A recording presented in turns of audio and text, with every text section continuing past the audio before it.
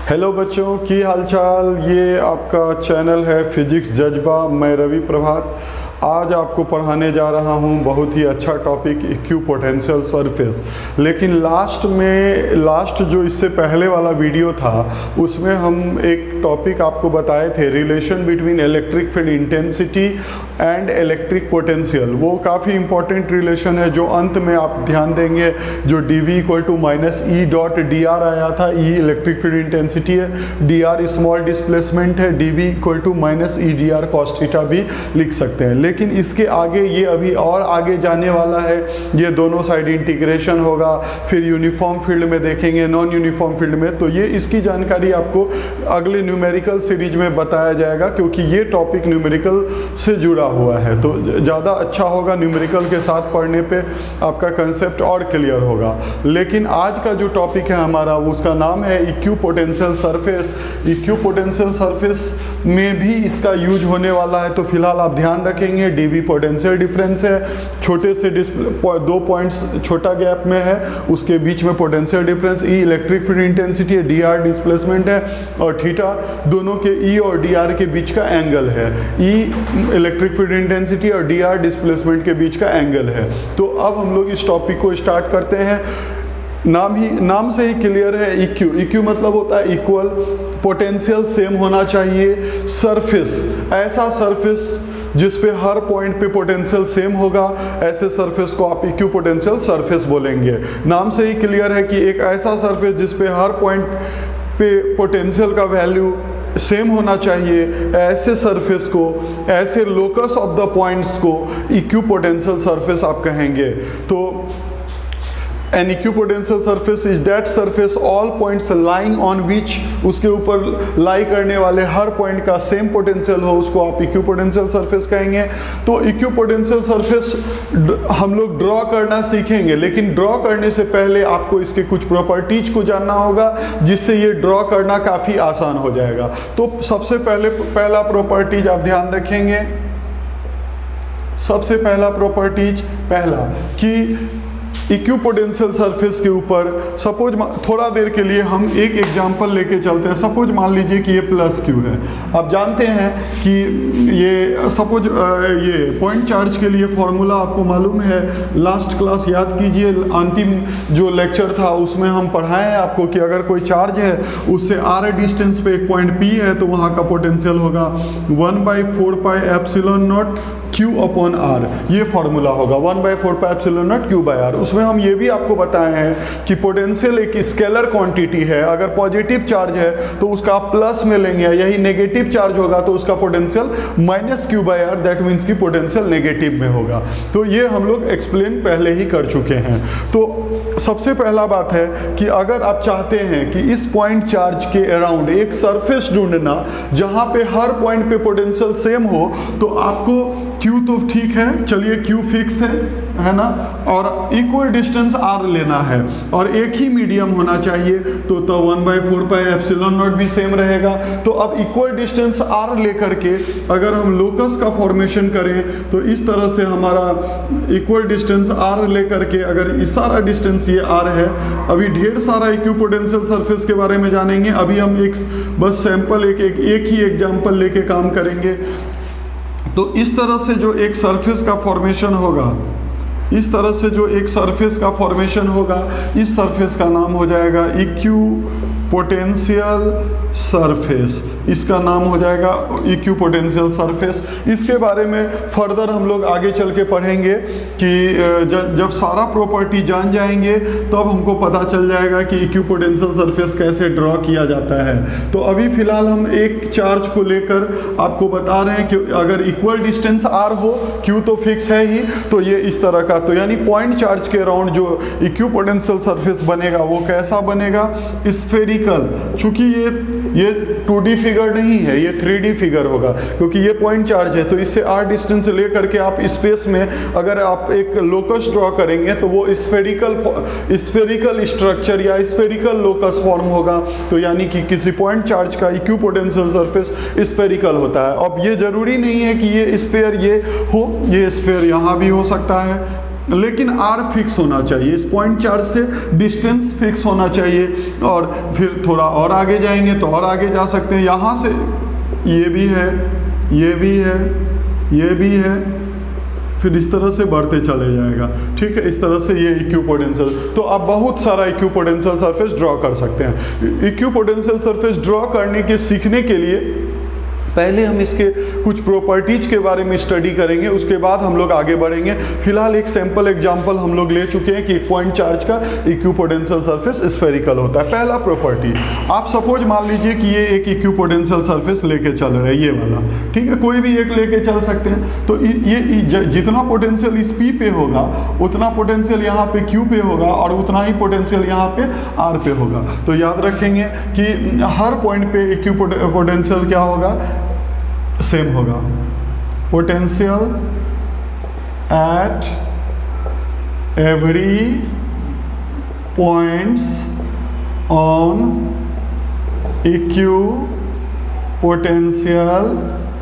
Surface remains same होगा on an किसी एक पर्टिकुलर इक्विपोटेंशियल सरफेस पे। लेकिन अब होता क्या है कि इक्विपोटेंशियल सरफेस तो बहुत सारा है यहाँ पे, तो अब इस पे डिफरेंट होगा, इस पे डिफरेंट होगा, लेकिन एक पर्टिकुलर इक्विपोटेंशियल सरफेस पे हर पॉइंट पे जो P पे होगा वही Q पे होगा, वही R पे। सपोज मान लीजिए ये पॉइंट A है, दूसरा B है, यहाँ पे C है, ये पॉइंट C है, तो जो A पे होगा वो B पे होगा, वो C पे होगा, बट P पे डिफरेंट होगा, A पे डिफरेंट होगा, अलग अलग होगा। लेकिन एक पर्टिकुलर इक्विपोटेंशियल सरफेस पे हर पॉइंट पे पोटेंशियल, इलेक्ट्रिक पोटेंशियल का वैल्यू सेम होता है। तो ये आप ध्यान रखेंगे। ठीक है, ये पहला प्रॉपर्टी तो डेफिनेशन से ही आ गया। दूसरा प्रॉपर्टी है potential difference between any two points. Second property है potential difference between any two points on same equipotential surface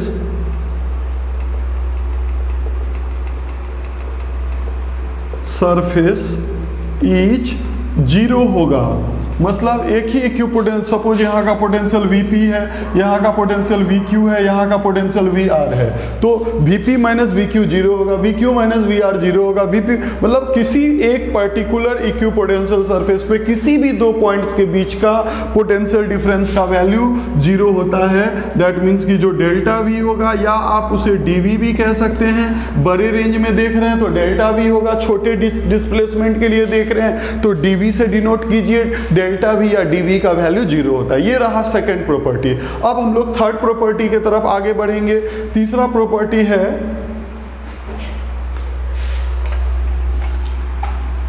third property हमारा है तीसरा number, work done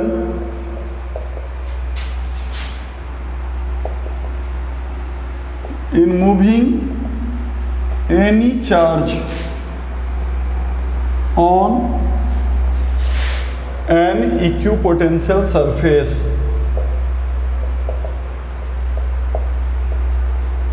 is zero। किसी एक इक्विपोटेंशियल सरफेस पे आप किसी चार्ज को अगर मूव कराएंगे तो उसमें फील्ड का भी वर्क डन जीरो होगा, एक्सटर्नल एजेंट का भी वर्क डन जीरो होगा, वर्क डन हमेशा जीरो होगा, लेकिन एक पर्टिकुलर इक्विपोटेंशियल सरफेस पे घुमाने में। ठीक है, अगर एक सरफेस से दूसरे पे जाएंगे तो फिर तो वर्क होगा, क्योंकि कुछ पोटेंशियल डिफरेंस हो जाएगा जिसके चलते फिर वर्क होगा। लेकिन एक ही इक्विपोटेंशियल सरफेस पे कितना भी अगर चार्ज को मूव कराएंगे तो उसमें वर्क डन जीरो होगा। W इक्वल टू आप जानते हैं Q इंटू डेल्टा V होता है। ठीक है, चूंकि डेल्टा V का वैल्यू जीरो है, देयरफॉर वर्क डन का वैल्यू यहाँ पे जीरो होगा। तो यानी कि किसी इक्विपोटेंशियल सरफेस पे घुमाने में वर्क डन जीरो होता है। या आप ऐसे भी बोल सकते हैं dv का वैल्यू जीरो होगा तो W equal to Q into D होता है, तो Q इंटू जीरो यानी वर्क डन हमारा जीरो हो जाएगा। तो इस तरह से आप देख रहे हैं कि हमेशा हमको इस फॉर्मूला का यूज हो जाए जो हम लोग लास्ट लेक्चर में पढ़ चुके हैं, dv equal to minus E D R cos theta. तो समझ गए, एक पर्टिकुलर इक्विपोटेंशियल सरफेस पे किसी भी चार्ज को मूव कराने में वर्क डन जीरो होता है। ठीक है, क्यों? इसका रीजन क्या है? क्योंकि एक इक्विपोटेंशियल सरफेस पे किसी भी दो पॉइंट्स के बीच का पोटेंशियल डिफरेंस जीरो होता है। जब पोटेंशियल डिफरेंस जीरो होगा तो वर्क डन भी जीरो होगा, क्योंकि आप एक फॉर्मूला ऑलरेडी इसमें पढ़ चुके हैं, एक फॉर्मूला आप पढ़ चुके हैं V equal to W by Q, या V बोलिए या इसको डेल्टा V बोलिए, ये फॉर्मूला आप पढ़ चुके हैं। डेल्टा V या V का वैल्यू W बाई क्यू होता है। Work done to take unit positive charge from one point to another point is known as potential difference delta V, W by Q होता है। उस बेसिस पे formula क्या आएगा? W equal to Q into delta V। चूंकि delta V zero होता है एक इक्विपोटेंशियल सरफेस पे, तो वर्क डन भी जीरो होगा। चलिए, इसके बाद फोर्थ प्रॉपर्टी में हम लोग चलते हैं। ये काफी इंपॉर्टेंट प्रॉपर्टी है कि electric field makes an angle 90 degree with equipotential surface, with equipotential surface. कभी भी इलेक्ट्रिक फील्ड 90 डिग्री बनाता है। सपोज मान लीजिए कि आप छोटा सा डिस्प्लेसमेंट ये ले लिए, ये मान लीजिए dr है और इससे ये फील्ड निकल रहा है, दोनों के बीच में एंगल थीटा है। ये हमारा dr है छोटा सा, ये छोटा सा कहीं भी ले सकते हैं, किसी भी सरफेस पे आप ले सकते हैं। छोटा सा उसी के अलोंग छोटा सा dr ले लिए इक्विपोटेंशियल सरफेस के अलोंग, और इलेक्ट्रिक फील्ड ऐसे निकल रहा है। तो E और dr एक दूसरे से सपोज कितना एंगल बना रहा है? थोड़ा देर के लिए मान लेते हैं थीटा बना रहा है। तो आप जानते हैं dv equal to relation E dr cos theta होता है। आप जानते हैं ये formula dv equal to minus E D R cos theta होता है, माइनस यहाँ लिख लीजिए। और चूंकि dv का वैल्यू एक पर्टिकुलर इक्विपोटेंशियल सरफेस पे जीरो होता है, तो minus E D R cos theta का वैल्यू जीरो हो गया। और आप जानते हैं कि जब E एग्जिस्ट कर रहा है, dr भी एग्जिस्ट कर रहा है, तो जीरो कौन होगा? पक्का कॉस थीटा का वैल्यू जीरो होगा। देयरफॉर हम कह सकते हैं कॉस थीटा का वैल्यू जीरो होगा। और कॉस कितना डिग्री जीरो होता है? तो कॉस 90 डिग्री जीरो होता है। इस तरह से थीटा का वैल्यू कितना डिग्री हो गया? 90 डिग्री। तो हम कह सकते हैं कि E जो है ना वो परपेंडिकुलर होगा किसके? dr के। E is perpendicular to dr। इसका मतलब इलेक्ट्रिक फील्ड इक्विपोटेंशियल सरफेस के किसी भी dr के साथ, या सीधे बोलिए इक्विपोटेंशियल सरफेस के साथ 90 डिग्री बनाएगा। तो E और dr एक दूसरे से 90 डिग्री बनाएगा। तो ये हमारा चौथा प्रॉपर्टी था।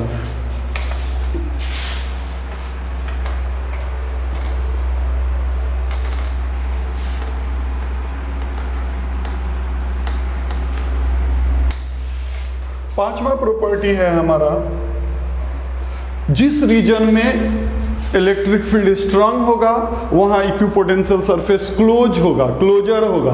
और जहां पे इलेक्ट्रिक फील्ड वीक होता जाएगा जैसे जैसे, वैसे वैसे उसके बीच का जो गैप होगा वो बढ़ता चला जाएगा, यानी वाइडर होता चला जाएगा। तो the region where electric field is strong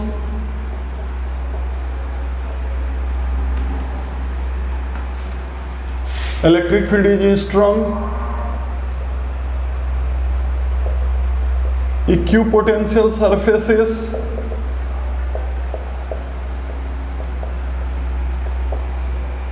closure, and where electric field is weak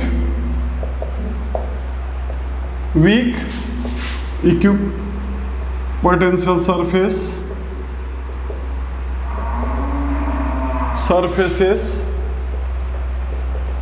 are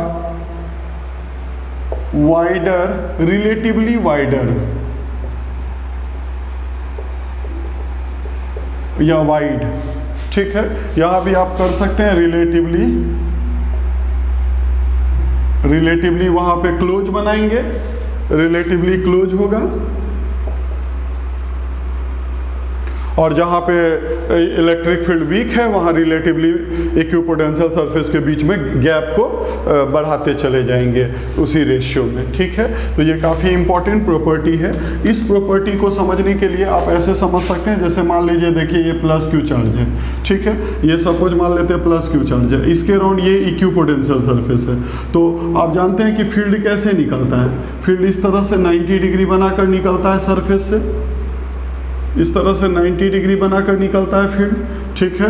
और ये रहा हमेशा 90 बनाएगा, कभी भी इक्विपोटेंशियल सरफेस से यहाँ पे ये 90 डिग्री बनाएगा। लेकिन देखिए नज़दीक में ये क्लोज होगा, लेकिन जैसे जैसे दूर जाएंगे इसके बीच का गैप बढ़ाते चले जाएंगे, ठीक है।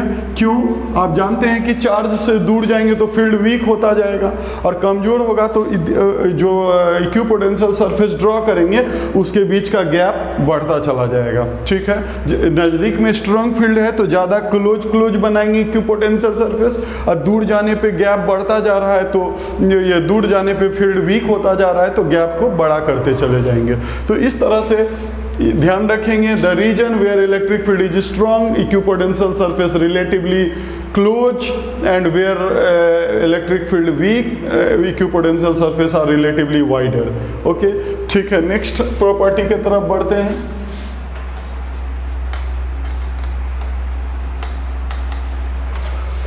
सिक्स्थ प्रॉपर्टी है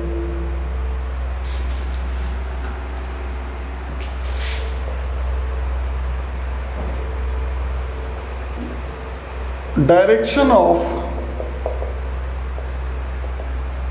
electric field is always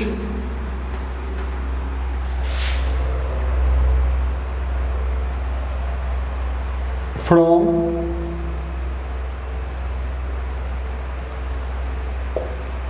equipotential surface having high potential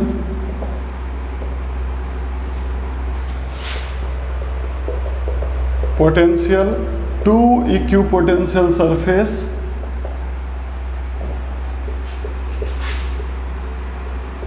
having low potential।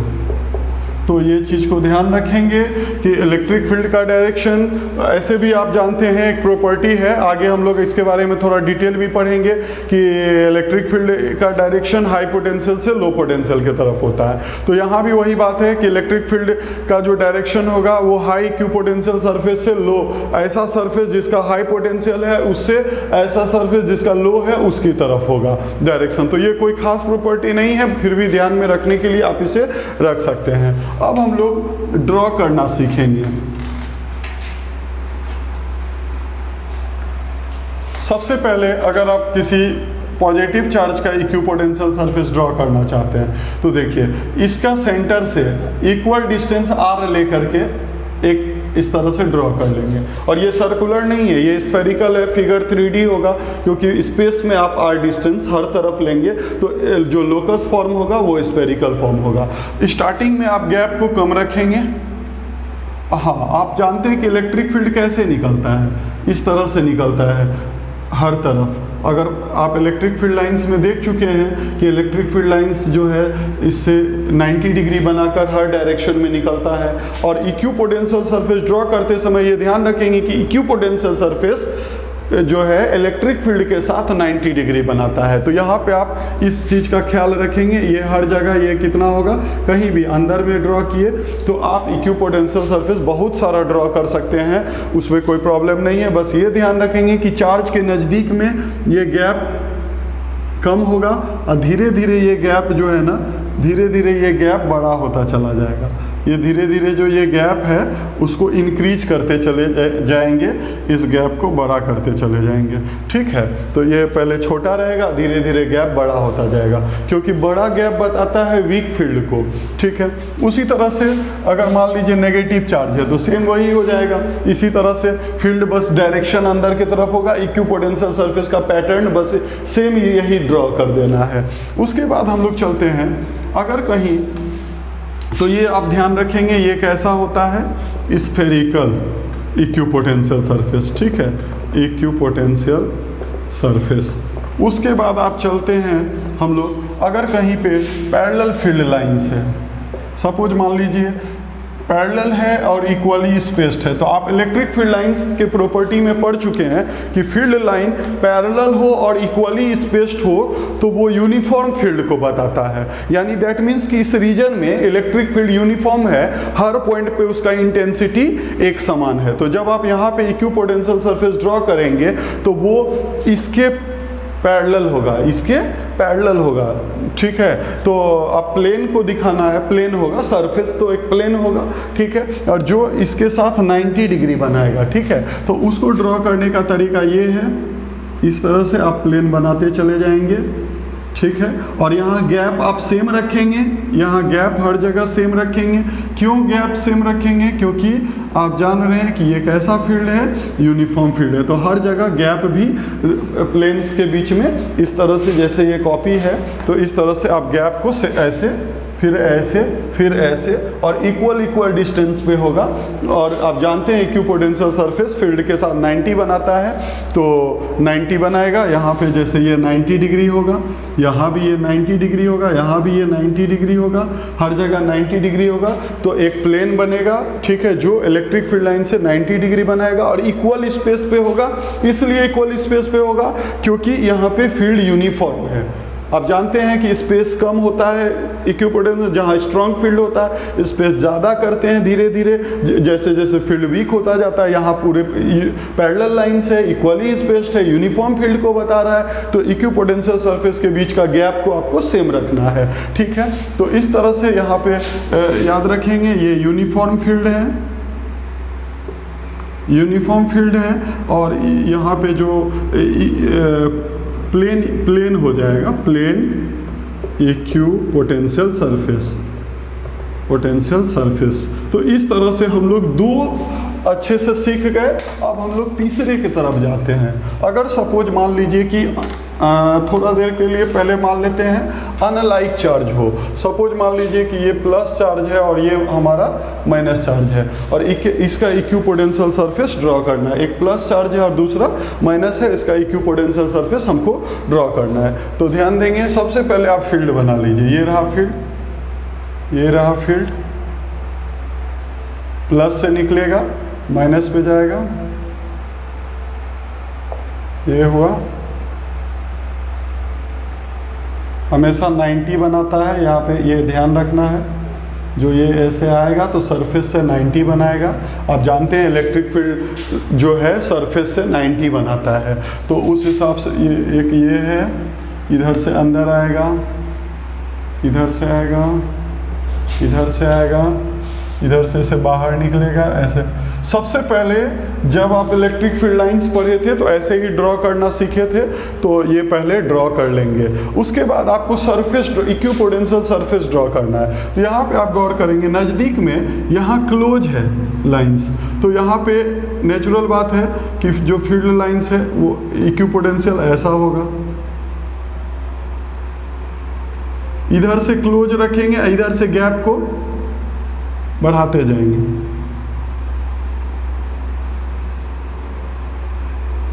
इधर क्लोज रखेंगे, इधर से गैप को बढ़ाते जाएंगे। उसी तरह इस साइड भी।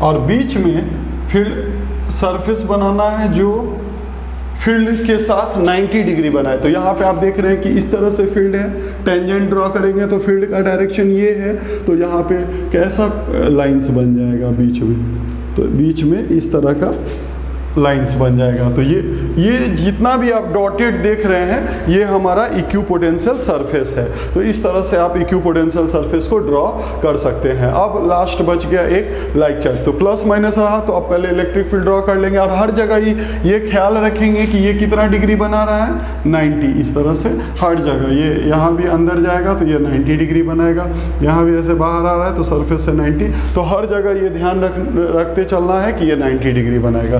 तो इस तरह से हम लोग इक्विपोटेंशियल सरफेस ड्रॉ कर सकते हैं। किस केस में? अनलाइक चार्जेज के केस में, ठीक है, अनलाइक चार्जेज के केस में। अब आते हैं लाइक चार्जेज में।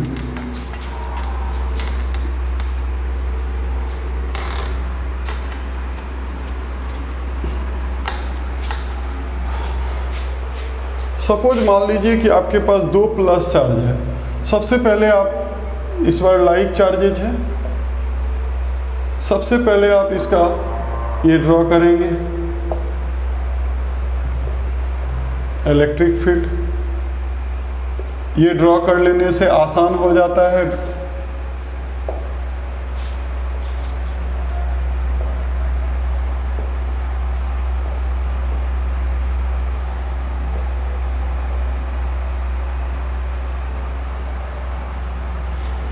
ठीक है, इस तरह से सबसे पहले आप ड्रॉ कर लेंगे। फिर उसी तरह से जैसे जैसे देखिए ये रहा, इधर से आप इसको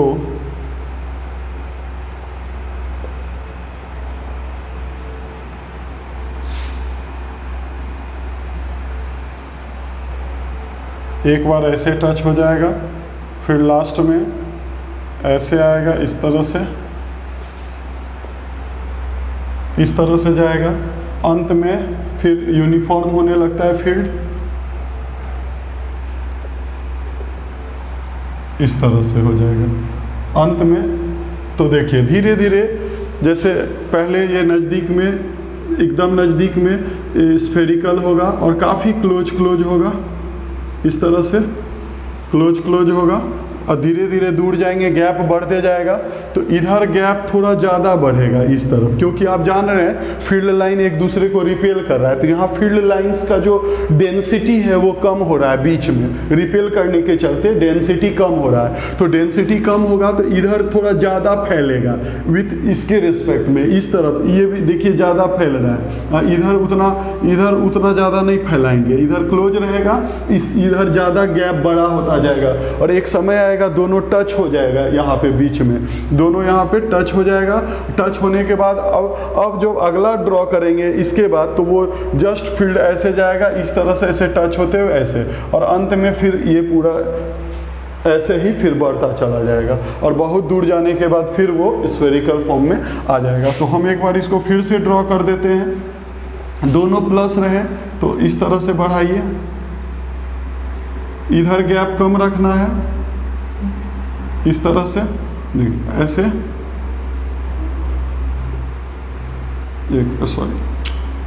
एक मिनट, एक बार ऐसे टच हो जाएगा, इधर से गैप थोड़ा कम बढ़ाना है। उसके बाद अगला स्टेप में ऐसे हो जाएगा, इस तरह से। इसके बाद और ज़्यादा दूर जाएंगे तो सीधे ऐसे हो जाएगा, और धीरे धीरे ये पोर्शन बढ़ता चला जाएगा। फाइनली जो है काफ़ी ज़्यादा दूर जाने पे वो एक पॉइंट चार्ज की तरह दोनों बिहेव करेगा, कंप्लीट स्फेरिकल हो जाएगा। तो हमको उम्मीद है कि आप इक्विपोटेंशियल सरफेस ड्रॉ करना सीख गए होंगे। काफ़ी इम्पॉर्टेंट है ये 12th के हिसाब से। तो अब हम लोग अगले न्यूमेरिकल सीरीज में आएंगे। न्यूमेरिकल सीरीज में उस फॉर्मूला को और इलाबरेट करेंगे, dv = -EDR cos थीटा को। Okay, thank you.